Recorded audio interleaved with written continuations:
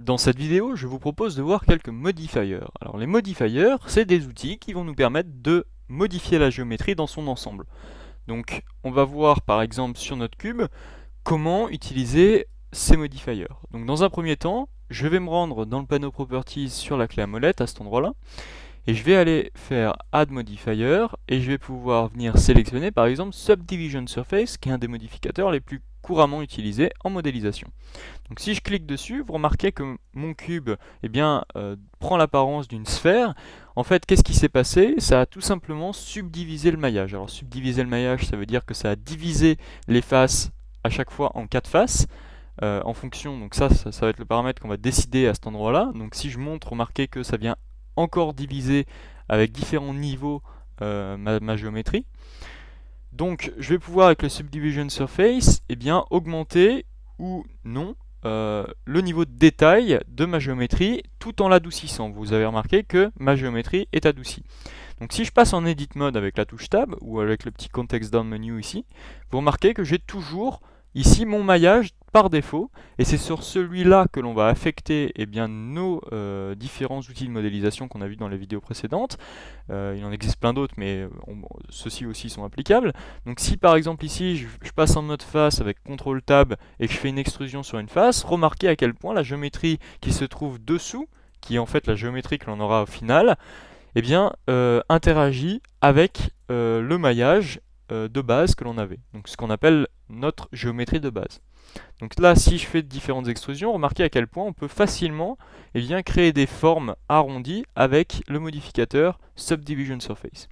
Alors je peux aussi, donc comme on l'a dit précédemment, monter le niveau ici de la subdivision, et je peux utiliser différents algorithmes qui vont me calculer la rondeur en fait de notre objet. Donc par exemple, je peux passer en mode Simple, et là en fait, le mode Simple, si j'appuie sur la touche Z pour observer le maillage en wireframe, c'est-à-dire le maillage en filaire, en mode Object, donc si j'appuie sur Z, je peux observer le maillage en filaire, en mode Object, alors qu'en mode Edit, c'est aussi un maillage en filaire, mais on voit aussi les faces, comme on l'avait dit. Donc si je reviens en Object Mode pour voir le maillage en filaire, vous remarquez qu'aucune rondeur n'a été appliquée. Alors que si je repasse en Catmull Clark, j'ai la rondeur qui est venue s'appliquer. Si je sélectionne mon objet, je peux aussi venir dans l'Object Tool, cliquer sur Shading Smooth pour venir smoother mes faces au niveau du shading, c'est-à-dire au niveau de la réflexion de la lumière, chacune des faces ne sera plus dissociée des autres. Donc là, vous remarquez que si je passe en mode flat, chacune des faces est visible. Si je passe en mode smooth, les faces sont un ensemble en fait. C'est l'objet qui a un ensemble de faces et qui reflète la lumière ensemble. Donc ça, c'est très important à noter aussi. Donc là, si je reviens dans mon modificateur, je peux revenir sur mon subsurf, et par exemple, si je veux ici que cette partie soit aplatie, soit je fais une extrusion, vous remarquez, et là ça vient me l'aplatir, soit je peux venir faire par exemple un CTRL R et venir rajouter des edge loops. En termes de modélisation, on appelle ça des edges de maintien, des edge loops de maintien. Ça veut dire qu'en fait on va maintenir la géométrie pour en fait l'aplatir et la rendre beaucoup plus saillante. Donc remarquez ici par exemple, je rajoute des boucles, et là j'ai toujours l'utilisation en fait de ma rondeur, mais je peux globalement donner l'illusion que ma forme est partie sur une forme en fait carrée, avec des bords plutôt saillants. Donc voilà comment on utilise le modificateur Subsurf. Donc c'est un modificateur qui est vraiment très important. Donc on peut dire Subsurf ou Subdivision Surface. Alors notez que dans les autres logiciels de 3 dimensions, par exemple dans 3ds Max, on appelle ça le Turbo Smooth. Et dans Maya, en fait, c'est pareil, c'est une Subdivision Surface qu'on accède via la touche 3 normalement. Donc dans tous les logiciels de 3D, vous retrouvez déjà ce modificateur. Donc si je le supprime avec la croix, ici, je retrouve ma géométrie standard, donc en fait, c'est-à-dire la cage du maillage qu'on modifiait il y a quelques instants. Maintenant, on va voir un modificateur qui est très intéressant. Donc je vais supprimer cette box. Je vais faire Shift C pour ramener le petit curseur que l'on voit à chaque fois. Je vais le ramener au centre. Alors, ce curseur, on va en parler tout au long de cette formation. C'est très intéressant comme outil, puisque c'est notre zone de spawn, dans le sens où c'est là que nos différents objets vont apparaître quand on va les créer pour la première fois. Donc là, ce que je vais faire, c'est Shift A Alors Shift A comme le menu Add, donc A comme Add, c'est-à-dire ajouter, et je vais ajouter par exemple dans Mesh un cube. Donc là, remarquez que le cube est venu se mettre à l'endroit du curseur.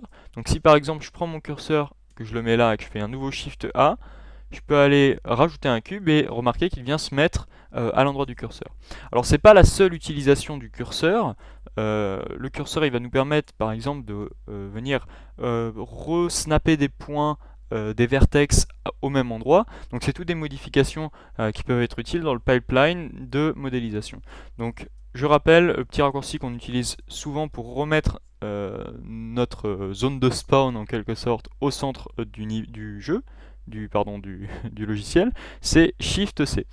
Donc là j'ai fait un petit lapsus de centre du jeu. En fait effectivement ça peut s'apparenter à quand par exemple dans un FPS vous venez d'être tué par un ennemi, vous respawnez. Et ben là c'est le même principe, là c'est la zone dans laquelle vous allez respawner vos objets en quelque sorte. Donc on peut faire le parallèle. Donc je vais pouvoir faire Shift A, ajouter un nouveau maillage, par exemple mon cube, et là on va utiliser un nouveau modificateur. Donc je vais passer en Edit Mode. On va utiliser le modificateur miroir, qui est très intéressant parce qu'il nous permet de travailler juste d'un côté de la géométrie et ça va nous répliquer la géométrie de l'autre côté. Donc on va voir comment il fonctionne. Je vais aller dans Add Modifier, cliquer sur Mirror, et là, si je passe en Object Mode et que je déplace mon cube, il ne se passe absolument rien. Et si je vais en Edit Mode et que je sélectionne tout mon cube avec la touche A, eh bien je vais pouvoir me déplacer sur l'axe X et vous remarquez qu'en fait, ça vient me symétriser par rapport à l'axe X, que j'ai précisé à cet endroit-là, ça vient me symétriser ma géométrie. Alors en fait cette symétrie se fait sur l'axe X en fonction du centre de l'objet. Alors on n'a pas encore parlé de cette notion, mais le centre de l'objet, c'est le petit point orange que l'on retrouve à cet endroit-là.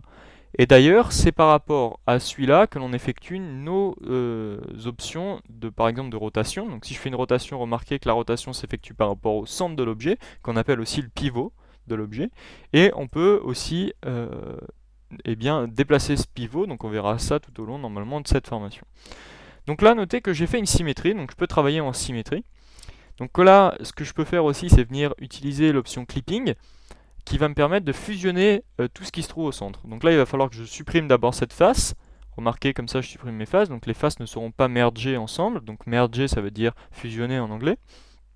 Donc si j'appuie sur clipping et que je sélectionne mon cube, je rentre dedans, vous remarquez comme ceci. Et là, si je lâche, en fait, mes faces, regardez, mes points au centre viennent se fusionner. Donc c'est super avantageux quand vous voulez par exemple faire un personnage. Je vous montre un exemple. Par exemple, je peux ici venir scaler la forme, ici aussi.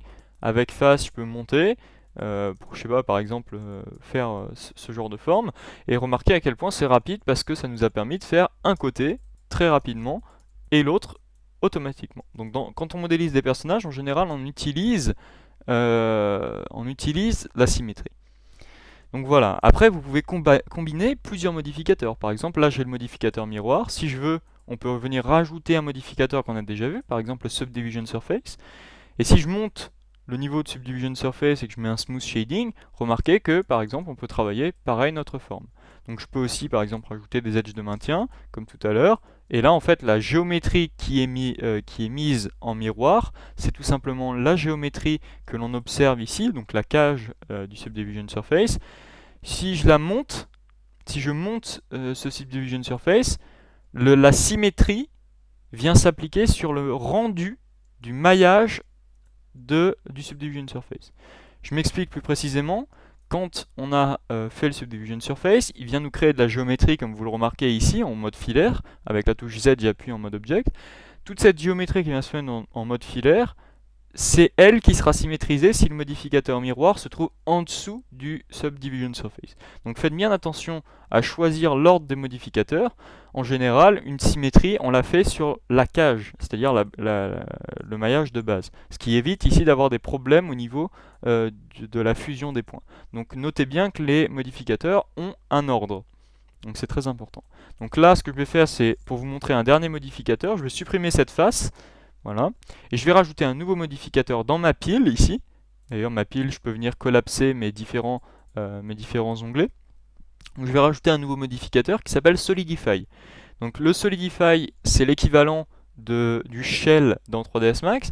Donc c'est un modificateur qui va rajouter de la thickness, c'est-à-dire de l'épaisseur sur nos maillages. Et ça, c'est très utilisé en architecture. Donc là, vous remarquez que je peux augmenter la thickness. Je peux aussi refaire passer mes modificateurs sur le dessus. Donc là, je travaille sur l'ensemble. Remarquez, je travaille sur l'ensemble ici de ma géométrie. Et d'ailleurs, vous remarquez le petit problème ici dont je parlais tout à l'heure au niveau de la fusion. Donc là, si je le baisse, ça vient quand même, la thickness vient quand même s'appliquer avant le subdivision surface. Vous remarquez d'ailleurs qu'on a la rondeur ici. Donc la rondeur s'est appliquée sur le solidifier, mais avant, la symétrie. Donc ça, c'est quand même vachement pratique, parce que si je baisse par exemple ici l'ordre juste avant, on va avoir quelque chose de plutôt carré, alors que si je décide de mettre le subdivision surface après cette solidification, ça va me créer cette rondeur. Donc c'est quand même vachement pratique le modificateur. Vous remarquez qu'il y en a quand même pas mal qui vont nous servir en fonction des différents cas, des différentes situations. Donc on reviendra certainement dessus lorsque l'on va modéliser notre montre. Donc par exemple, le solidifier est vachement utilisé en architecture pour faire des murs.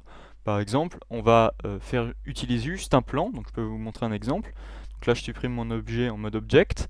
Je vais rajouter un objet de type plane avec Shift A. Je vais par exemple sélectionner ces vertex, les mettre en haut. Donc là, pour les mettre précisément en haut, je peux appuyer sur la touche CTRL et ça vient me le snapper en fait. Ça vient m'aimanter à la grille. Voilà. Donc là, j'ai créé donc un premier mur. Je peux sélectionner avec le box select, comme on a déjà vu, ce mur pour l'étirer un petit peu. Si je passe en vue de haut, je peux venir faire une extrusion de ce mur. Je peux venir refaire une nouvelle extrusion de ce mur. Encore une autre, par exemple. Et là, on va utiliser quelque chose qu'on a vu tout à l'heure. C'est en sélectionnant ces 4 edges, appuyer sur la touche F comme face, ce qui va compléter ma face de cette manière. Je peux peut-être rajouter aussi deux loop cuts ici en appuyant sur CTRL R plus en montant la molette de ma souris pour créer par exemple un angle arrondi.